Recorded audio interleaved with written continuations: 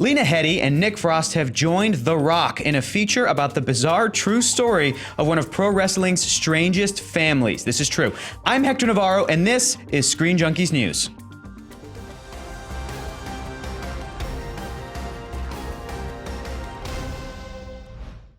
The Rock has teamed up with co-creator of The Office, Stephen Merchant, this is real, on the drama comedy Fighting With My Family, inspired by the true story of a famous British wrestling family.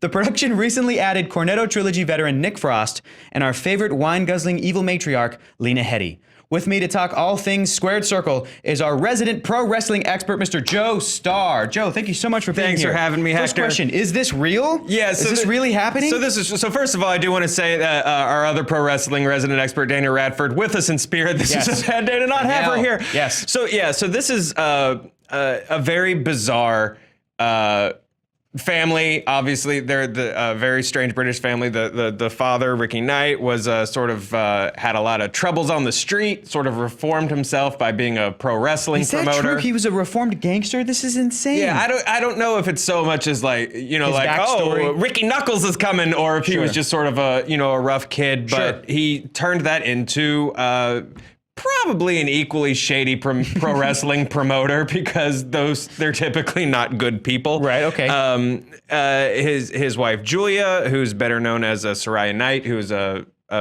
popular female pro wrestler. And of course their kids then, who also grew up in the business.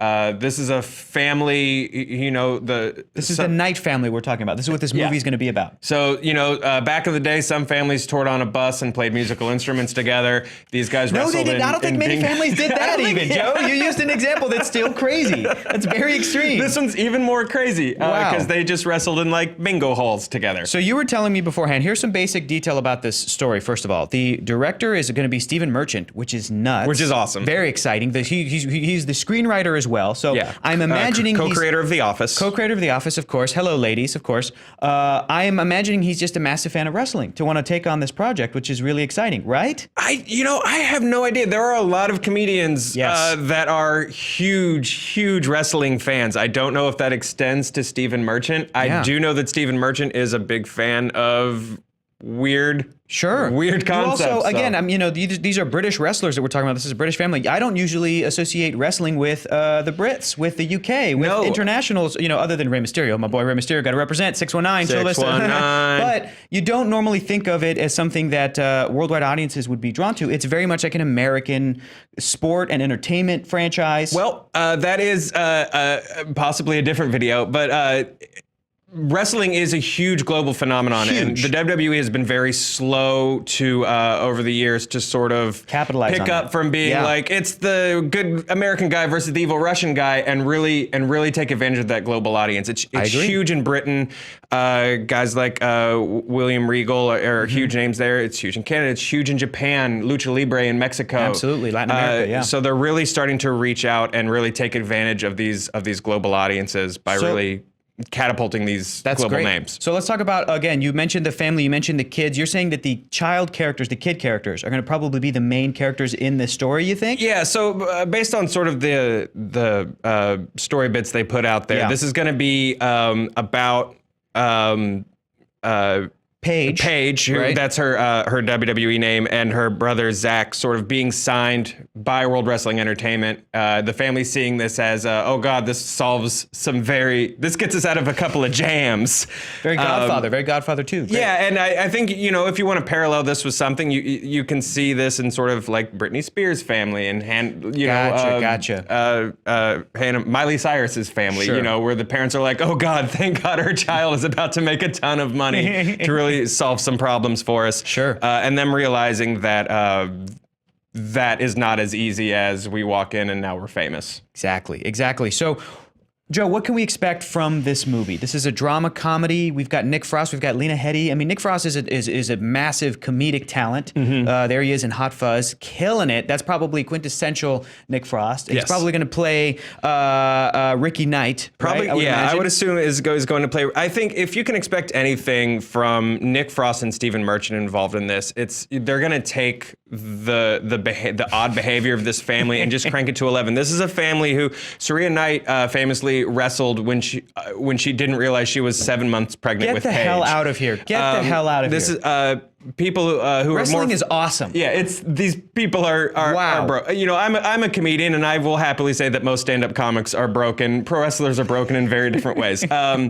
You know, for people more familiar with wrestling, Paige's hijinks are well known. She's sort of a basket case herself. She's engaged to a lucha libre royalty, Alberto Del Rio, and that's its own thing. So there's so much weird that can go into this for Stephen Merchant to tap into. This sounds like, again, this is somebody that I'm not super familiar with wrestling. I'm kind of an outsider looking in. My wrestling films have included The Wrestler, obviously great movie. Ready to Rumble. I grew up with Ready to Rumble. I love Ready to Rumble. Don't get me started on it. That's a great film. So much fun. You were mentioning the Hulk Hogan movie No Holds Barred from the 80s. Oh, yeah. Like, these have been the sort of major wrestling movies about wrestling, I should say. Movies about wrestling and wrestling films. Also, if it counts, Nacho Libre, one of my favorites. Nacho, love You know what? It counts. Okay, thank you very much. You know what I like about that is that these stories can just run the gamut from ridiculous to Ready to Rumble to The Wrestler to a drama whatever comedy. This is going to be. Yeah, Absolutely. This weird, bizarre comedy. But a question for you, Joe. What other sort of wrestling stories could we maybe see head to the big screen? I know that there's some projects already in development right now. Let's talk a little bit about those for a second. I mean, look, take your pick. I mean, you know, you can start with, I didn't think we pulled elements for this because I just thought of it. But I mean, there's Vince McMahon, the man himself, the guy who took his father's company from him, turned it into a global phenomenon, and now his wife is on a cabinet in the White House. Like, that's an insane story. There's also, you know, the Rock's family. Yeah, the Rock's family himself. Rocky Johnson. The Maivias, the Johnsons. His father, Rocky Johnson, was the first black wrestling champion in the United States. And if I'm being honest, I'm surprised that biopic, you know, where The Rock, Dwayne Johnson, plays his father, hasn't been greenlit immediately. You know, this might because WWE is involved in this. That might be one of those sort of, let's see how this goes, and then we move forward with your family. Yeah. You know, WWE Studios has produced actually a lot of movies that I would encourage you guys to look up. That you have no idea that they produced. Not just the Scooby-Doo WrestleMania direct-to-videos, but like a bunch of films. They're in the shadows. The Oculus, the Call, tons of stuff. You know, there's also his cousin Nia Jax, who's a plus-size model turned wrestler. You know, that's a really cool story. Yeah. One thing I do want to hit is the interesting thing about Paige and Cersei is women in wrestling have sort of been looked on as kind of a joke for a while, and these were women. Candy. Yeah, eye candy, arm candy. These are women who were instrumental in them being taken seriously in the sport, who were actually really trying to stand out as female athletes while people were still going, no, put on these Daisy Dukes and pour mud on each other.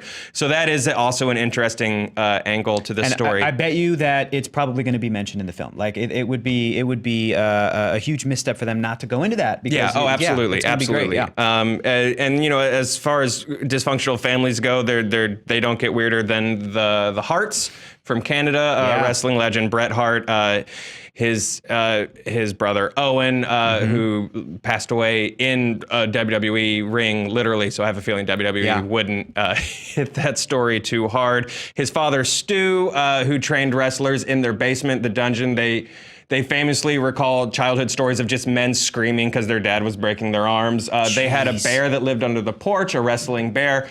We're scratching the surface on weird stories. This has been the most fun day at work. I'm so excited I get to talk about wrestling. I also got to mention, too, that Lexi Alexander is heading a Benoit biopic. Ooh, much less fun. But still worth really, talking really about. Worth talking about, yeah. Yeah, no, absolutely. That is not story. a WWE studio production. Absolutely not. I can't imagine the day that WWE would be. I know what story we'd like to tell.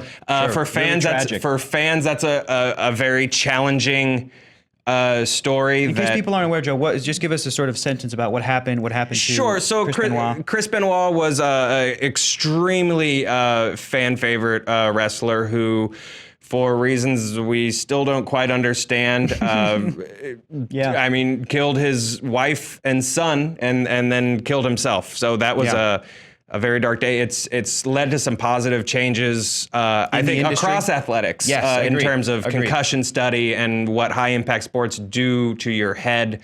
But again, not a fun story. Definitely made lots of fans really kind of look at this and go, what is this thing that we love? It's a challenging story. I think Lexi Alexander is a great choice to run it, because that's not someone who's going to shy away from controversy. I cannot wait to see it. And I think that in the realm of films like Will Smith's Concussion that came out recently that tackled similar.